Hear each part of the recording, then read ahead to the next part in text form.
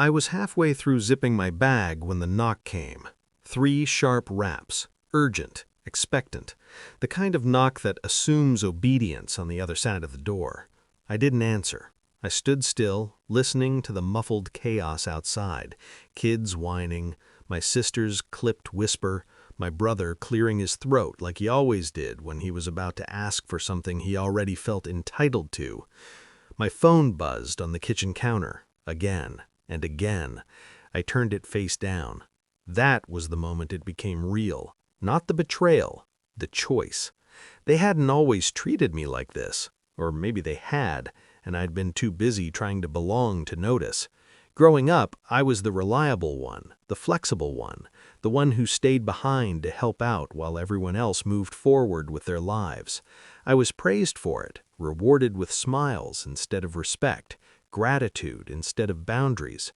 When Mom's birthday trip came up, I assumed, stupidly, that I'd be invited like everyone else. Beach house, long weekend, family photos posted with heart emojis and fake captions about love. Instead, I got a call. "We didn't think you'd want to come," my sister said, voice sweet and rehearsed. "But we were hoping you could stay back with the kids, just for a few days." Not could, would. I said nothing at first, let the silence stretch, let her fill it with explanations that sounded more like justifications the longer she talked.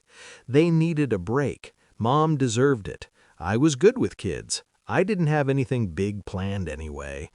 That's when I realized something had shifted, or maybe snapped. The signs had been there, subtle at first. Group chats where plans were finalized before I was at it, conversations that stopped when I entered the room, jokes about how I was basically the third parent said with a laugh that never quite reached their eyes. I started paying attention. That's when the pattern showed itself. I wasn't family to them. I was infrastructure. The final confirmation came in a text not meant for me. My brother sent it to the wrong thread. She'll do it. She always does. No emoji, no hesitation, just certainty. I stared at the screen, heart steady, breathing slow. That was the moment heartbreak turned into clarity. I didn't argue. I didn't protest. I didn't explode. I planned. I said yes, of course I did. I nodded on the phone, murmured agreement, asked what time they'd drop the kids off. I played my part perfectly, grateful, available, invisible. Then I booked my own trip. Nothing extravagant, just enough distance, a quiet town by the water, a room with a balcony and a lock that worked. I packed light, only what I needed.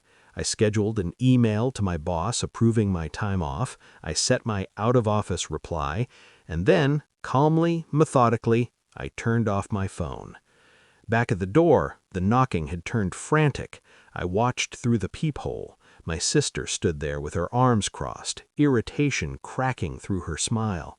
My brother bounced a toddler on his hip, already sweating. 2 kids tugged at her coat, bored, loud, impatient. They expected me to open the door. They expected relief. Instead, I picked up my bag and walked out the back. The air felt different outside, cleaner, lighter, like the world had been waiting for me to choose myself. I didn't look back. By the time they realized I wasn't coming, I was already on the train, window seat, headphones in, watching the city blur into something smaller. My phone stayed off. I imagined the scene without me, the scramble, the blame, the quiet panic when they realized babysitting wasn't automatic. It was a favor they'd never earned. I didn't feel guilty. I felt precise.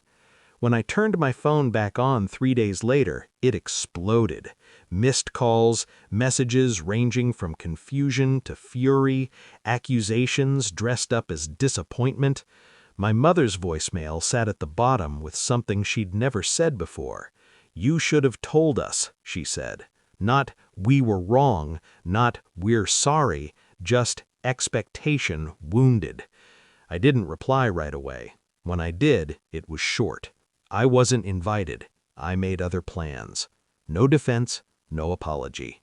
The confrontation came a week later. Family dinner, tense smiles, Too much food, not enough honesty. They waited for me to explain myself. I didn't. I let the silence do the work. Finally, my sister snapped, "You embarrassed us." I met her eyes, calm, unmoved. "You tried to use me." That landed. No shouting, no drama, just truth placed carefully on the table between us.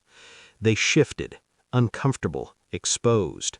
For the first time, they saw me clearly, not as a solution, not as a backup plan, as someone who could walk away. Now, when I think about that trip, the quiet mornings, the ocean at dusk, the way my shoulders finally dropped, I don't feel revenge. I feel balance.